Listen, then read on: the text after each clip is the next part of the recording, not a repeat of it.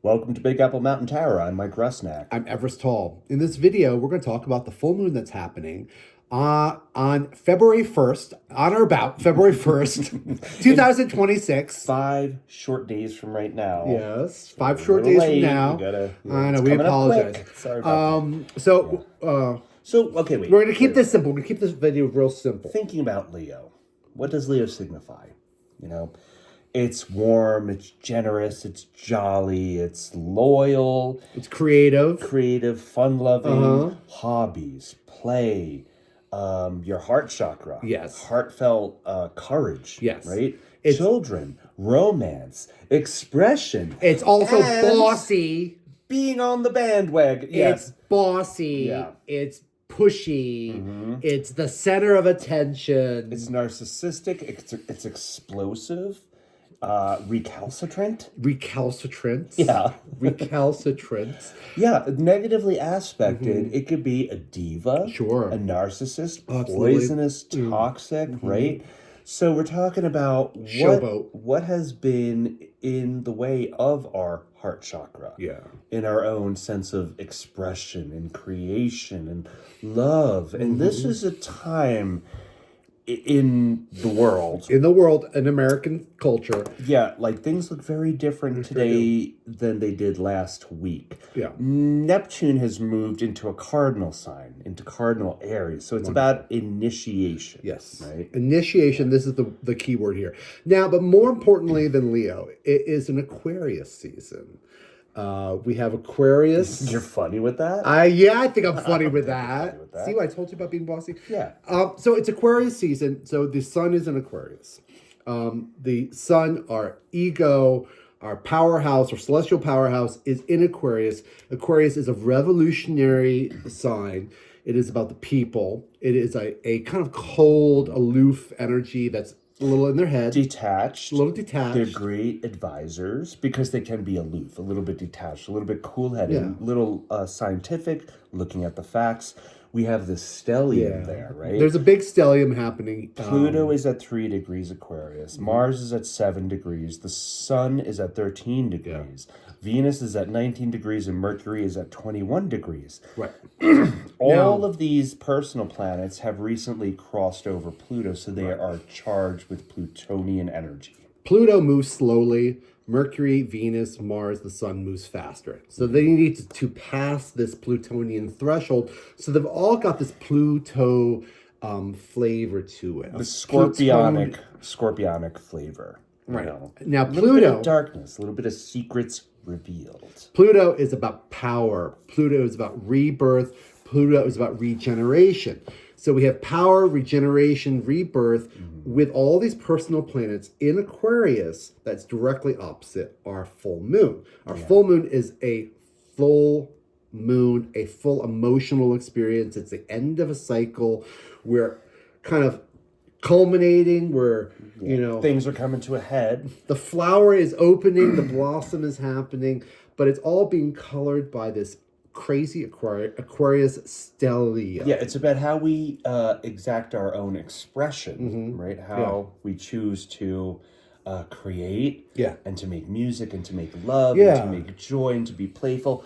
But we can't just do that in a vacuum. No. It has to be opposite of the audience, the people, the friends. And in this case, the moon is opposite all of these personal planets in Aquarius, which is this rather eccentric, quirky, revolutionary energy that has to do with goals and humanity and friendships and community. And science and technologies. I think we're going to kind of keep it really loose because I want everyone to really kind of think of what the revolution means to you and what a personal revolution and a revolutionary of mindset in your soul and in your mind and in your body, but also culturally, what a revolution of American culture, what a revolution of world culture means as you keep your eyes and your ears on what is happening around the world to you internally, but also externally. Because and caution against the negative aspects of Leo. Ragefulness, right? Because ragefulness, while it's human, it may be warranted. If it is unstructured, if there's no plan, it just flames out. It flames and it goes out. nowhere, and it brings you lower. Yes. But if you're looking at, say, the news, and you're feeling a sense of rage for this, like, I don't know why. Why would you? Why? Why? Why would you feel rageful these days? Just think about some structure to the rage, some plan to the rage. Well, to get a little deeper on anger and rage and just expressions of anger. It's not a bad thing to be angry, and it's not a bad thing to feel rage at what is obvious abuses and what is obvious like mistreatments. But with a plan, it will take you so much further. And if it's unstructured, we will just flame ourselves out. And this is where the Aquarius comes in, because the Aquarius is very cold and we plan. Yeah. And we will sit and we will make a plan. And you will scheme. We will make a plan and we'll make that happen no matter how long it takes. Mm-hmm. It's not a minute-to-minute kind of immediate reaction, but it is a larger recalibration of society and interpersonal relationships based on perhaps grounded rage. Revolutionary terms. Revolutionary terms here we're talking about. We're talking about long-distance revolutionary terms. And what does that mean to you? What is a revolutionary action to you personally and to your community? And how would you like to see your community grow and prosper in 10 years, 20 years, 30 years? It's a longer-term energy that we're doing. It's a whole new world we're in. It's a whole new global politics, whole new American culture, whole new world view that we're dealing with. Caution about where you're putting your attention, where you're putting your fuel, where you're spending your heart. Yeah. Don't spend your heart's emotions on the phone, reacting, no, blowing your dopamine, no, doom scrolling, no, yelling at people on Reddit and all that. Oh, they're not people. They're not people. They're bots. Mm-hmm. It's a machine. And it is just a machine. It's a machine designed to make you crazy. Designed to wear you down to a squeaky little nub. Squeaky little nub. Now, one of the things I love about Leo is the generosity, the creativity, the joyfulness, the heart chakra, the playfulness, the playfulness, the childlike playfulness.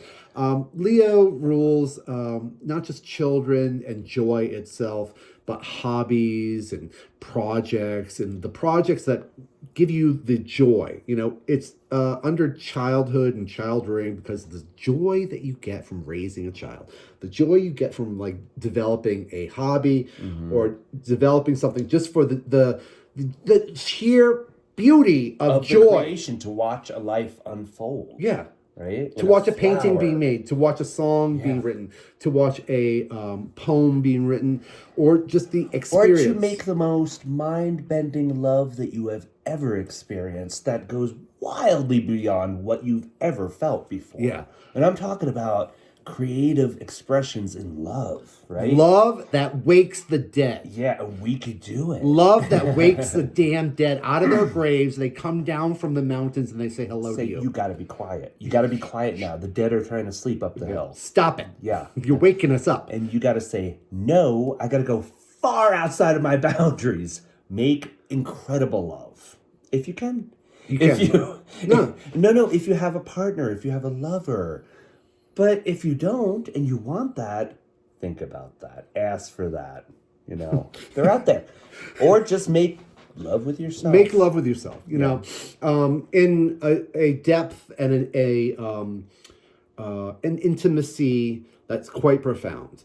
Intimate, profound connections. Part of this creative, not destructive. Not to avoid life. Now, creative. Part of this moon, because it's Plutonian, it has a little bit of this scorpionic, shadowy element to it, which is what Pluto kind of rules, Scorpio. Mm-hmm. And that is where we're talking about like this real... Scorpio dominates. Yeah, this real mind-bending lovemaking. Make love to America the way you want to be made love to. That's what I'm talking about. Like, make love to the world the way you want to be made love to. Really engage in that, and in an intimate way where you feel your boundaries disintegrate. In a playful way that isn't adding pressure. I don't say this to pressurize anybody. I'm saying if it isn't fun, don't do it. And that's part of the Leo thing. This is Leo. Fun is the first rule to Leo. You cannot keep a Leo from having fun. No. If you try and corner a Leo and make them do something that isn't fun, make it clean my cat box. It's not going to go well, And so it's we're all over the place, but we want to keep this kind of loose here. It's a fixed energy for this. Leo and Aquarius are fixed signs. Leo is also fixed fire. Uranus is in Taurus. Bingo. Uranus is squaring to Mercury, so there may be some surprising, eruptive moments of communication with friends, family, coworkers. Friends, families, coworkers. And it's stubborn energy. It's fixed. And at this point, we're at the end of the snake year. And we should all know what our values are. If you don't have a word for what your values are at this point, you really gotta get it. There isn't any gray area right now. It's very black and white. There is not a lot of flexibility. You can't just stay comfy in the gray. Yeah. When you're writing a manifesto, it's not wishy-washy. This is very fixed energy. There's a decision that needs to be made on where your revolution is and where your power is being reconstructed mentally and spiritually, and the way that we are making love to the world, and we're embracing the world and our comrades, our brothers, and our sisters. Thinking about healing, as a society, because there are those forces who are very good at and very busy with dividing us. Yeah. And keeping us divided. And they're usually not human. And divided we fall. Divided we fall. So don't let that happen. No. Don't let that happen. Don't let that happen. Work with a cool mind. And keep your mind cool. And think about the bigger picture. Bigger picture, bigger Aquarian picture, values, manifesto, revolution, and a joyful love for you human companions on Earth. We're all together. Think about fun and love in creation. Fun and love in creation. However it is that is going to express itself through you. This is the time, and you've got really no choice. It's going to happen. It is. It's a full moon. You've got no choice. It's going to express itself. Just keep asking, what has stood in my way of fun, love, joy, silliness, the theater, the music, those Apollonian traits, right? Yeah. It's big. All right, that's kind of a rambling intro, but we hope you get it. We're going to go through everybody's zodiac, and we're going to talk to you on... the position that the moon falls in for your sign. Yep. And where the sun and the stellium are, too. Because the sun with the stellium, it just signifies caution, okay? Caution because of the Plutonian charge that all these personal planets have, right? It's caution and we're going to talk about the moon in Leo, but opposite is where all of this... We're trying to blend with the community. Blend with our network. Okay, humanity. So for Aries and Aries rising, this is in your 5th house position. So the moon is in your 5th house. Yes. Great. Creativity, fun, love, joy, all that stuff we just spoke about. And then the sun and the stellium are in your 11th house. So it's about networks, friends. There may be a word of caution in there, though. Right? What do you have? The magician. You're just now, okay, Neptune has moved into Aries. Very exciting. Initiation. Here we have the initiation. Here we have it. Okay, this is pretty exciting for Aries. The magician is taking thought forms and he's making them real. He's literally transforming what's in his brain into reality. This is what happens with human beings. We're able to do this. Everyone knows that your thought forms become real. We could take something that's a terrible situation, flip it, and then find the good side. That's turning poop into gold, literally. Yes. Yeah. So Aquarius is in the 11th house. All at stellium, all the action, all the personal planets are in your 11th house, which is Aquarius's house. So this is a transformation of how you express joy, how you create hobbies, how you manifest happiness, how you manifest a child. What's the value of creation? Yeah. Expression. What is it? Goals, the goal that you have when you are raising a child, humanitarian goals through joyful play. Keys to your kingdom. For Taurus and Taurus rising, more tension for you because this is squaring the energy. You, lovely Taurus, are fixed earth. The actions happening in fixed air and fixed fire. Uranus is in Taurus still, right? It's square into Mercury. It's coming out, though. Things will get lighten up for you. This might be It's all just weather. It's all just weather. It's all just weather. And the moon is in your 4th house position, opposite the sun in your 10th house position. So it's a balance between what's going on at home, what's going on at work. Right? Okay. This could be something to do with your parents, of course. Yeah, 10th house is your family. The stellium is in the 10th house. So everybody's up in the attic, stomping around, and is shaking your foundations. The moon is in your 4th house. So there's a lot of emotions about your home, your financial security, your core values. Is your home a place that is just a showcase, or are you actually having fun in your home? Or is it about the way that you decorated everything? What is it? Yeah, it's private. Do you know how to enjoy it? And be honest, if you don't, just say it, Yeah. Yeah, because there is that Plutonian element here, so that signifies honesty, ugly truths. Ugly truth. Maybe you can't afford your home anymore. Maybe you need to scale down. Maybe we need to think about it from a different angle, from a different point of view. Oh, I see what you did there. I know. See what I did there? Oh, I know. I turned it around. The Hanged Man, sometimes it has to do with this concept of sacrifice and putting yourself on the tree to sacrifice yourself a little bit so you can see things from a different point of view. It's like, okay, this is my last move. I'm not being tortured. Yeah. No, he's okay. This is voluntary. This is a voluntary sacrifice in order to see a different perspective. The difference between the 10th house and the 4th house is really big. Our public space, our professional world, things in your professional world might be really kind of thick, and there might be a lot of noise and a lot of chatter and a lot of like Aquarian weirdness, and that's really disrupting your home and your privacy. There's got to be a balancing of home and work life, which is a really difficult thing for everybody to do. But if you just look at it from a different point of view and see it as a opportunity for growth and not a punishment. It's not a punishment. We're not being punished. There's just got to look at your house in a different way. Maybe your furniture has been in the same position too long. And, you move things around. Yeah.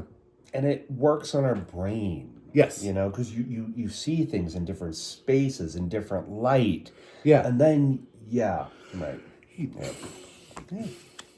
Have fun rearranging your furniture. Have fun, Taurus. We love you. For Gemini and Gemini rising, this energy is great for you because it's sextiling. Sextile. The moon is in your 3rd house, right? And it's across from the stellium in your 9th house. So this is about community. Community. Fun with neighbors. And maybe it's about traveling abroad, right? Maybe this is a thought, right? Rising above the clouds. Yeah. Have a lot of conversations. Talk to everybody and get a lot of information. And with that information, you can kind of refine it and you can clarify it. Here we have the Queen of Swords. She's sitting in this throne. She's sideways. She's in a landscape. She may be going back to DeVry Technical College. She just might be. She just might be taking a course. Yeah. New skills. Now, the sextile energy is super helpful. It's beneficial. It's easy. It's just like getting in a river and letting it take you down. It's total flow. The information at her feet is kind of going up through her body. It's almost as if she's doing a meditation, kind of grounding herself in the earth. And it's all of a sudden coming crystal clear at the pinpoint tip of her sword, all the way up in the sky. It's really clear. Use that logic, that amazing mind that you have, that mutable air energy to refine the way we think about the our neighborhood and our personal philosophy.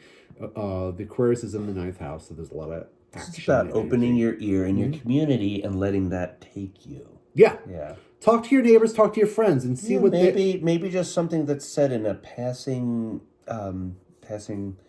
fancy actually is like an anchor in your ears. Like, oh my God, I was just thinking about that, and I maybe want to go learn something new. No, sometimes you have this conversation at the grocery store, and you just talk to somebody like randomly. A stranger says like 2 sentences, and it's like, oh wait, that's a perfect sentence. That makes so much sense just to me.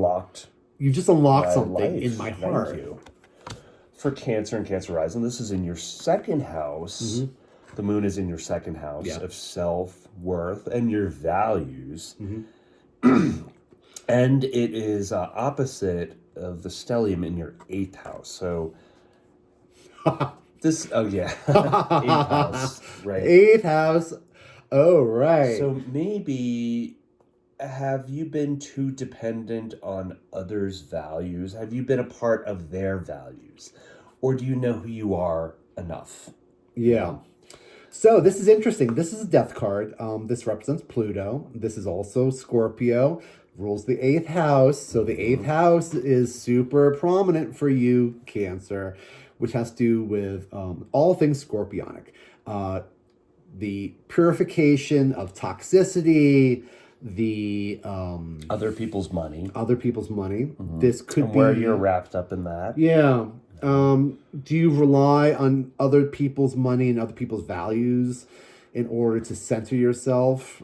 Because it's just difficult to be a Cancer, to be so caring and lovely and wonderful and emotional, sensitive. Yeah. It's difficult to be sensitive.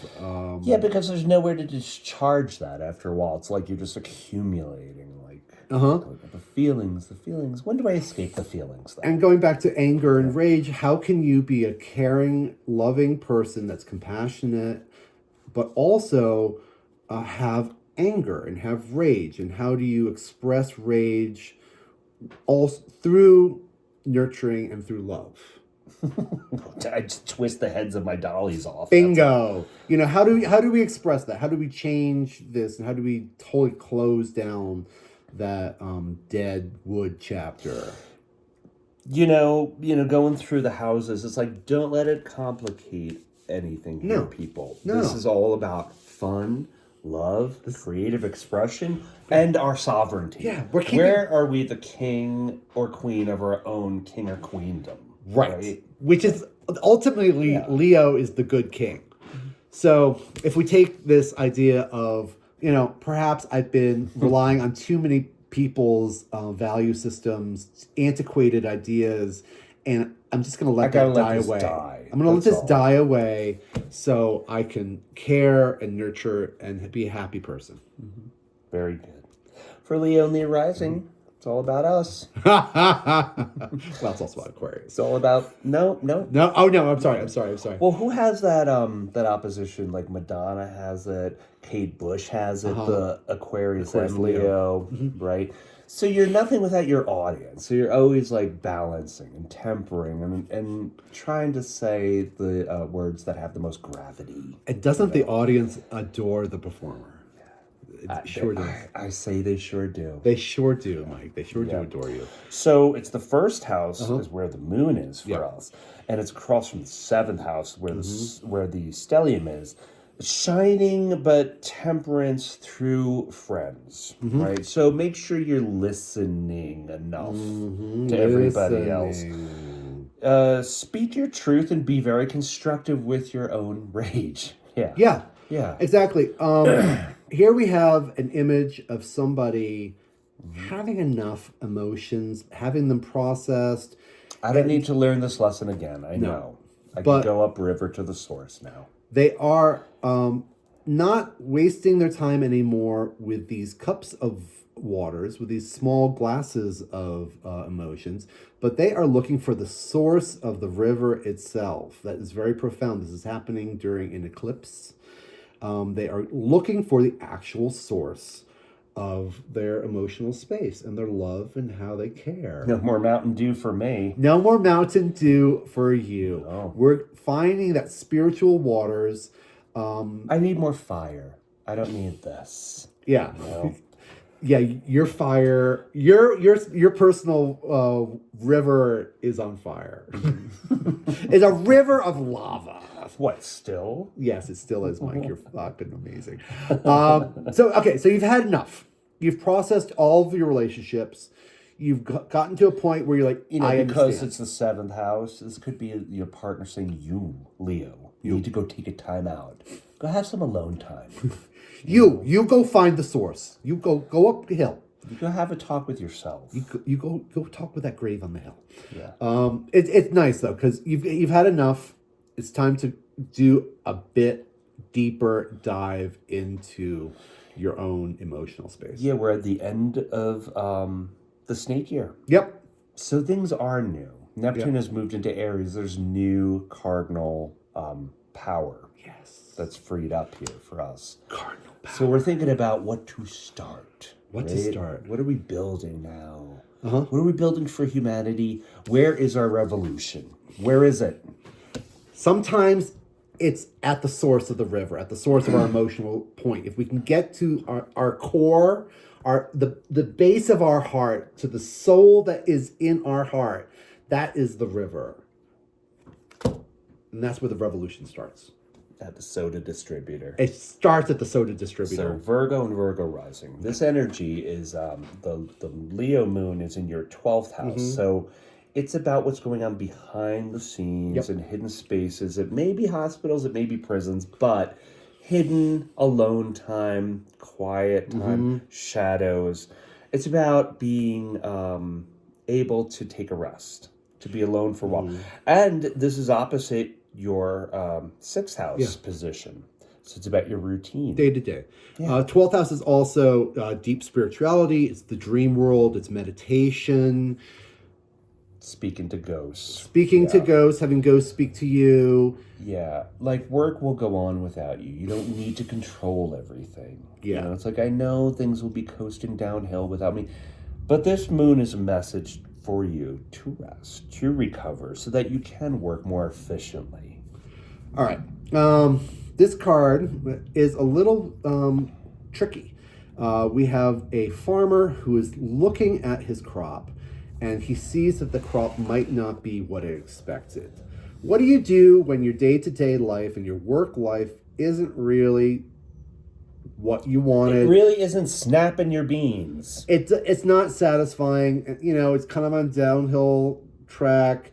The economy's kind of crashing. Where do you go with that? The only place that you are being asked to go is into yourself and to experience the depth of your own personal spirituality, to really like reach into your dreams and to go off-world, not to be so, fixated on the day-to-day mundanity because it's not what you expected, but No, and it's hard for Virgos to just go, I'm going to have some fun. I'm going to have some fun now. They need rules, they need structure. So we're saying go have fun with ghosts. Go have fun with spirits. Go have fun with God. Speak to the spiritual realm that way, though. Right. Really listen. The details of the mundane world, it's where we are all in our three-dimensional plane. But there's more to us than that. There's literally God. And this is a God is good, orderly direction. That's all God is. That is. Right. God is good, orderly direction.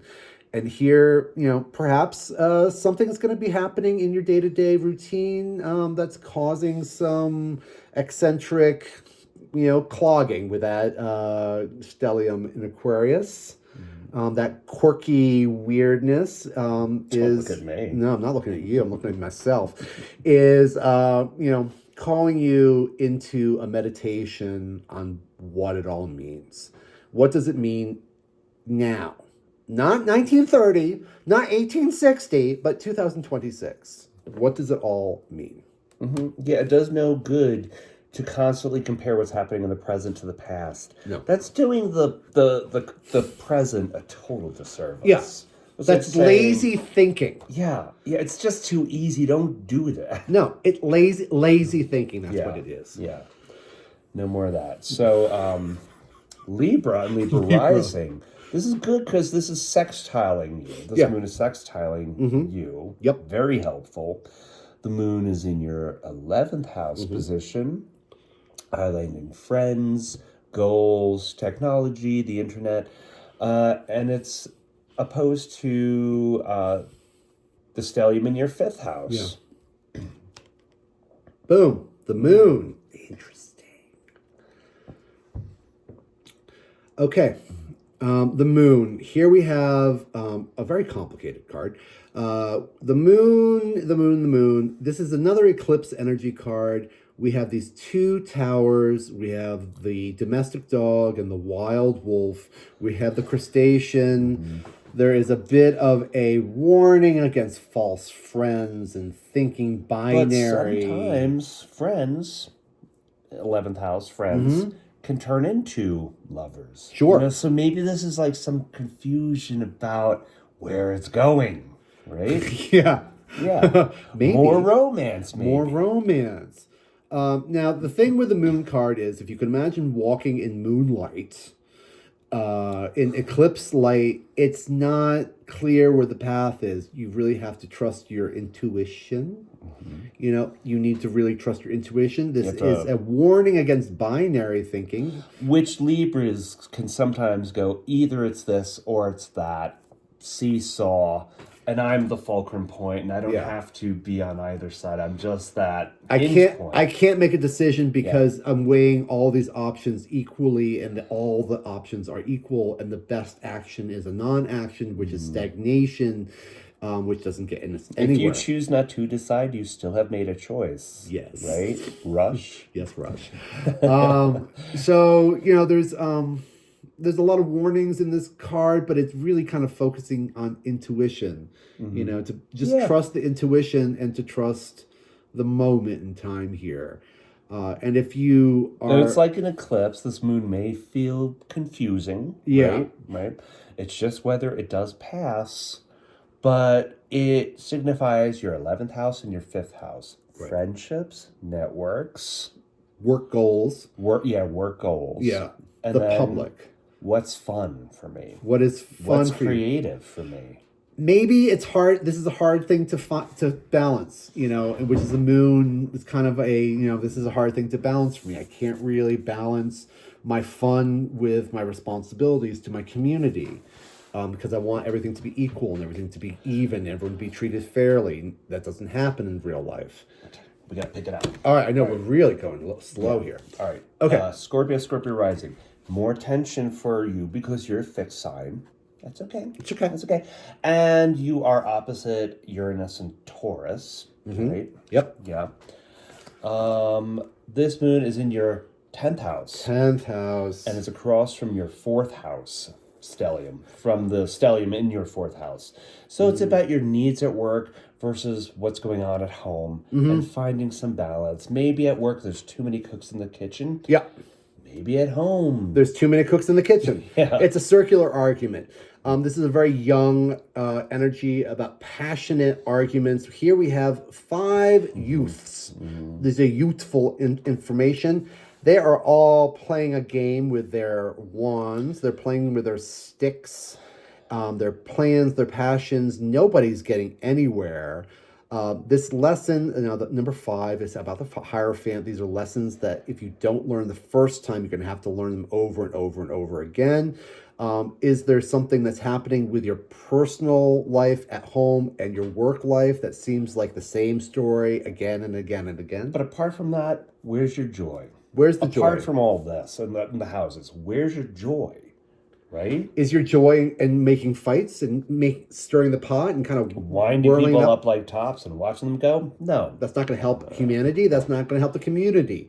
A lesson has got to be learned about fairness. A lesson's got to be learned about authority. Somebody needs to be in charge of this group of unruly children. And what's fun and is fun, a creative process for you. Yes. Is it? It's fun. Are you having fun at work? Or is fun vindictive? Yeah. Are you one of those? Hopefully not, but, the higher aspects of Leo. We're looking at that. Okay. The good kings. Sagittarius and Sag rising. This is a lucky trine to Leo for you. Yeah. The moon is in your 9th house position. Lucky you, 9th house. Boom, boom. Yeah. It's about, 9. 9 pentacles. 9 pentacles. Okay, Saggies. So it's about rules, right? Your 9th house rules. Mm-hmm. Yeah. And this is across from the stellium in your 3rd house. Right. So stellium 3rd house, this is like a lot of communication, a lot of thoughts, a lot of chatter. Your own personal private garden. Here we have luxury. Yeah, maybe this is traveling for work, higher learning, right? Higher learning. Getting out there. This luxury is a luxury of your personal values. This is the private garden that you hold within yourself.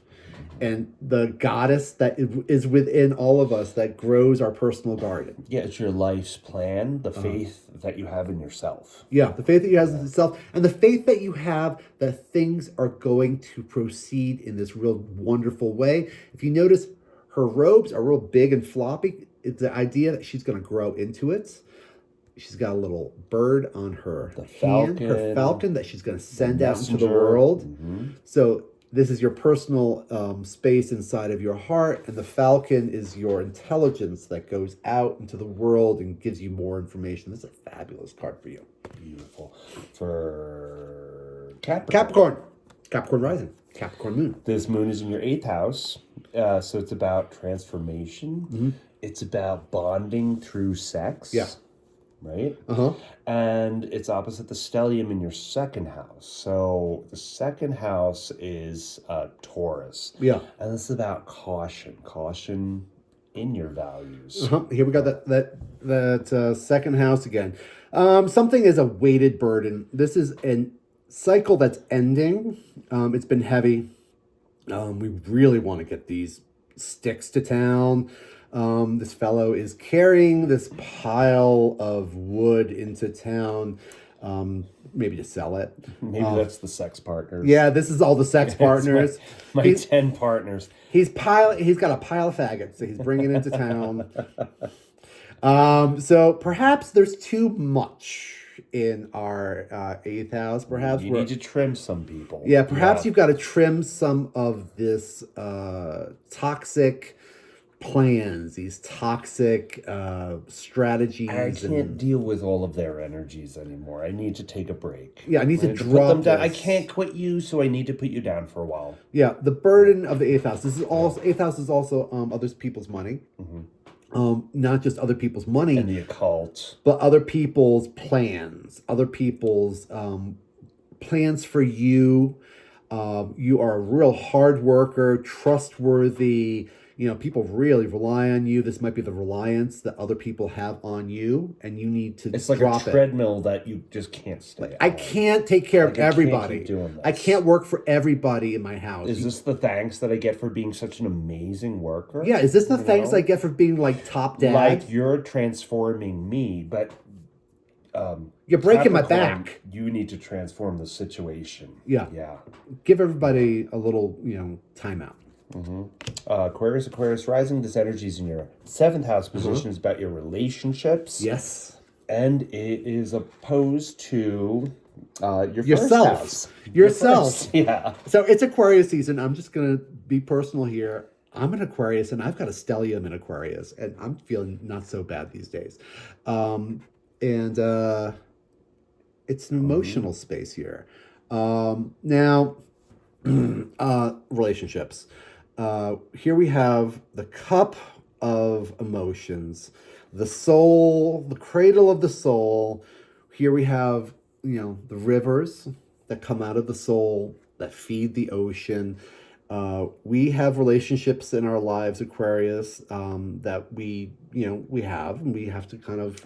I think that for Aquarius, they're looking at relationships differently. Like, where is it bringing me in terms of my own revolution, right? Right. What do I do with all these friendships? Maybe it's about new friendships, though, right? Yeah. And the way that you're operating within those relationships. Expressing yourself emotionally, dear Aquariuses, is not the easiest thing to do, but people really do appreciate it. If you want to have friends, and if you want intimacy in your life, and if you want to be truly loved, you've got to express emotions to the ones that matter the most. Or at least tolerate them tweezing your feelings out of you. Yeah. Tell your dear ones that you love them. If you have a friend that you're thinking of, text them and tell them that you're thinking of them and that you care about them. Immediately. Do it that second. Never wait. We were driving the other day and a song came up that reminded me of my roommate in high school, and I texted them and I just told them that I love them, and it's true. I really love them. And to say that I love them, it helped my day and it just made me feel wonderful. And they really appreciated it too. Express yourself and love everybody. Mm-hmm. Good. I'm getting teary. Aww. Freeze those tears up. Pisces and Pisces rising. This moon is in your 6th house position, so it's about habits and finding security in your new habits too. And the stellium is in your 12th house position, so that could be, again, prisons and addictions and hidden spaces. But this signifies the need to stand in your intuition. Snuffles, the cat. What is your intuition telling you? Right? The hidden spaces, the messages from ghosts. Okay, so Neptune has moved out of Pisces. You're probably feeling a lot lighter. Perhaps all of a sudden you're gotten some clarity here on what your plans and your goals are. And having Neptune in your house for such long transit has really deepened your intuition. Here Snuffles the cat. So Queen, reflective energy. She's expressing growth of nature and plans and passions, and is being very intuitive, but she's also, a boss lady. She's making things happen. This is an action card. She's no doormat. Oh, no, she's no doormat. She's got the will to express her ideals and her plans and her passions. And hopefully... And when. Oh, yes. Oh, no, this is important. It's about waiting for the timing. See the flower? There's a time of season. Year for that to happen. So there is a time of year. This has to do with a little bit of timing here. There's a timing that's happening. And now we've got this full moon in Leo. Perhaps there is a timing that is coming into head where you can express yourself. Yeah, maybe knowing that, well, I don't want to stay in this routine. I don't want to stay in this job. I don't want to stay with my doctor, health. Yeah. But just a little while longer, or wait for the right moment. Or to find that intuition that says when is the right time to do. Yes. And the 12th house, it's all the ghosts and otherworldly things that are happening. It's the dreamscape. Information coming to us through dreams, guiding us. If you're really stuck, this sounds like such a simple thing to do, but it's true. Before you go to sleep, ask your dreams to show you what to do. Your subconscious show me the path out. Your subconscious will open up. It always does. You just got to ask for it. Just got to ask for it. And expect it. Yeah. With that, we love you. Yeah, this was a long video. We were kind of rambling. I was trying to keep it real simple, but... It's okay, Everest. You always have next time. I know. And if you've reached this point in the video, tomorrow's my birthday. I'll be 52. And if you want to wish me happy birthday, I'd really love it. And with that, we love you. We love you. Goodbye. Thank you. Goodbye.